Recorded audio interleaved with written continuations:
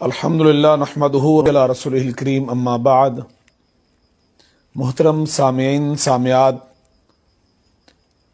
آج ہم آپ کے ساتھ مسلک اہل حدیث کے حوالہ سے ایک بہت بڑی خوشخبری کا اعلان کرنے کو جا رہے ہیں۔ میرے ساتھ حضرت علامہ حافظ معاویہ ساجد صاحب موجود ہیں، جو کہ جامعہ اشرفیہ لاہور سے فارغ التحصیل ہیں، جہاں سے 9 سال میں عرصہ اپنی تعلیم مکمل کی اور 5 سال اہل تشیع سے پڑھتے رہے، اور اسی بنیاد پہ دارالعلوم دیوبند انڈیا نے انہیں اعزازی سند کے ساتھ نوازا اور مرید کے بھر میں دیگر علاقہ جات میں ختم نبوت کے حوالہ سے کورسز کروائے۔ سادوں کے مرید کے کئی ایک علاقے میں خطبات جمعہ تبلیغی پروگرام کرتے رہے، اور آج یہ مسلک اہل حدیث قبول کرنے کا اعلان کر رہے ہیں۔ کن وجوہات کی بنیاد پہ مسلک اہل حدیث قبول کرنے کو جا رہے ہیں، یہ آپ سے آگاہ کرتے ہیں حضرت علامہ حافظ معاویہ ساجد صاحب۔ بسم اللہ والصلاۃ والسلام علی رسول اللہ صلی اللہ علیہ وسلم۔ محترم حضرات، اللہ جل شانہ نے خصوصی فضل اور عنایت فرمائی۔ بحمد اللہ تعالی، اللہ کی توفیق کے ساتھ کچھ ایسے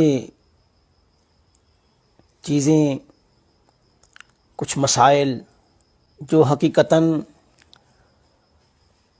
زیر بحث رہے مختلف ادوار میں، مختلف جگہوں پر،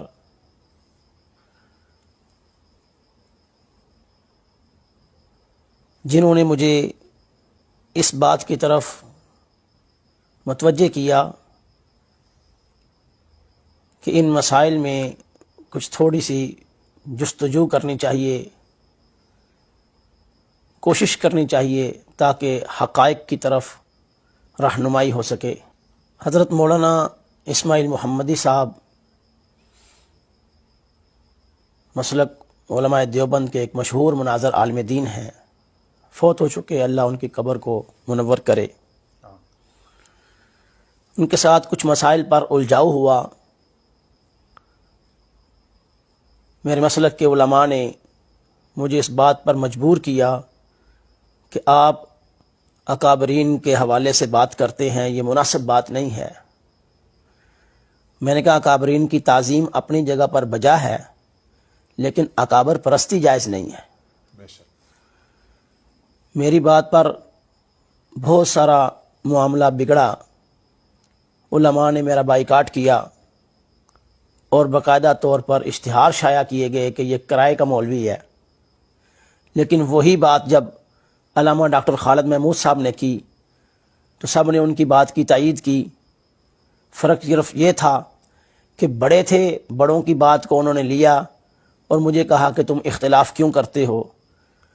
چونکہ قرآن و سنت کی بات جب ہو اور حدیث جہاں پر آ جائے، قرآن کی آیت آ جائے، وہاں پر پھر اکابرین کی بات نہیں لی جاتی۔ سید عطا اللہ شاہ بخاری رحمۃ اللہ علیہ کے بڑے بیٹے حضرت ابو معاویہ ابو ذر بخاری رحمۃ اللہ علیہ نے بانگ دہل یہ بات کہی کہ میں آپ کے سامنے حدیث پیش کرتا ہوں، قرآن کی آیت پیش کرتا ہوں، آپ میرے سامنے اکابر پیش کرتے ہو۔ فرمانے لگے کہ میں اپنے ابا سے بڑا اکابر کسی کو نہیں سمجھتا، اگر قرآن اور حدیث کے مقابلے پر میرے ابا کی بات بھی آئے گی تو میں اس کو بھی پیشاب کی دھاری پر رکھوں گا، قبول نہیں کروں گا۔ ہمارے ہاں چونکہ اکابر پرستی کی طرف رجحان زیادہ ہو جاتا ہے، جہاں اکابر کی بات آ جائے وہاں خاموشی اختیار کی جائے، نہیں بھئی جہاں قرآن و سنت کی بات آئے وہاں پر خاموشی اختیار کرنی چاہیے۔ اور بہت ساری وجوہات ہیں۔ جامعہ اشرفیہ میں میرا جانا ہوا، اکثر چونکہ میں وہاں پڑھتا رہا ہوں، آنا جانا رہتا ہے۔ ایک طلاق کے مسئلے میں وہاں گیا تو دارالافتاء میں یہ گفتگو ہو رہی تھی۔ حضرت فرما رہے تھے کہ بھئی طلاق ثلاثہ کے مسئلے پر نظر ثانی کرو، اگر آپ اس مسئلے پر سختی رکھو گے اسی طرح تو لوگ تو اہل حدیث ہوتے چلے جائیں گے۔ تو مجھے سوچنے پر مجبور ہونا پڑا کہ کون سی ایسی بات ہے جس کے اوپر نظر ثانی کی جا رہی ہے۔ اس طرح کے دیگر مسائل اور خصوصی طور پر سب سے اہم مسئلہ جو ہے وہ یہ ہے کہ یہاں پر ختم نبوت کورس پڑھاتے ہوئے حضرت مولانا یوسف سارم صاحب کے ساتھ میری فاتحہ خلف الامام پر گفتگو ہوئی، اور جس پوائنٹ پر میں نے ان کے ساتھ گفتگو کی وہی پوائنٹ جو ہے وہ ہم قادیانیوں کے رد کے لیے پیش کرتے ہیں، تو مجھے بڑا قلق محسوس ہوا کہ آپ جن باتوں کے اوپر اہل حدیثوں کو پکڑ رہے ہو وہی قانون آپ قادیانیوں کے لیے استعمال کر رہے ہو، یہ کہاں کا انصاف ہے؟ یا اگر تو یہ قانون وہاں پر چلاتے ہو تو ان کو زیر کرنے کے لیے تو پھر یہی قانون یہاں پر بھی مانو، ان کے لیے آپ قانون کیوں نہیں مانتے؟ باہر کیا بہت ساری علمی بحثیں اور علمی تحقیق اور بہت ساری باتیں سمجھنے کے بعد میں نے کئی مرتبہ کوشش کی کہ اس الجھاؤ کو ختم کیا جائے، لیکن یہ اللہ جل شانہ کا میرے اوپر فضل اور عنایت ہوا کہ میں نے اس بات کی تحقیق اور تفتیش کی اور اپنے اساتذہ سے بھی رابطہ کیا، لیکن میں اس نتیجے پر پہنچا ہوں کہ میں اگر یہی مسلک علماء دیوبند ہے کہ اکابرین کے سامنے بات نہ کی جائے، قرآن و سنت کی بات کو چھپا لیا جائے اور اکابر پرستی کی بات کی جائے، یا بہت ساری باتیں ایسے جو بدعات کی طرف جن میں ہوا نکلتی ہے اور وہاں سے ہوا ملتی ہے اس بات کو، ہم تو پھر ایسے مسلک سے مبرہ ہونے کی کوشش ہی کریں گے۔ تو جی انشاءاللہ العزیز آج بھی بیگم کوٹ میں ایک بڑا جلسہ تھا، وہاں پر میں نے اعلان کیا ہے، اور آج انشاءاللہ العزیز میں مسلک اہل حدیث کو قبول کرنے کا اعلان کرتا ہوں، اور بہت ساری وجوہات ہیں، تفصیل انشاءاللہ العزیز اس کی بعد میں آئے گی۔ اللہ مجھے آپ کو سب کو حق بات سمجھنے کی توفیق نصیب فرمائے اور اس پر استقامت نصیب فرمائے۔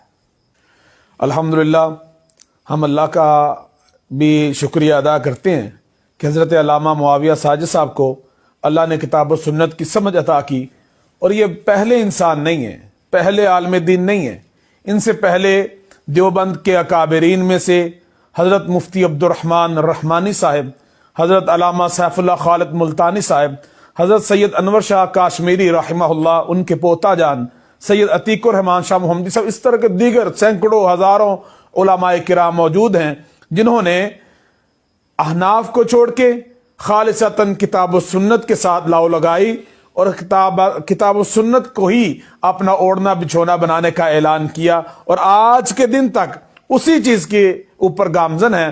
اللہ مزید استقامت عطا فرمائے۔ ہم حافظ معاویہ ساجد صاحب کا بھی شکریہ ادا کرتے ہیں، اور دیگر علماء دیوبند جنہوں نے مسلک حق اہل حدیث قبول کرنے کا اعلان کیا، ان کے لیے بھی دعا گو ہیں۔ اللہ ہم سب کو خالصتاً کتاب اللہ حدیث رسول اللہ کے مطابق عمل کرنے کی توفیق نصیب فرمائے۔ السلام علیکم ورحمۃ اللہ وبرکاتہ۔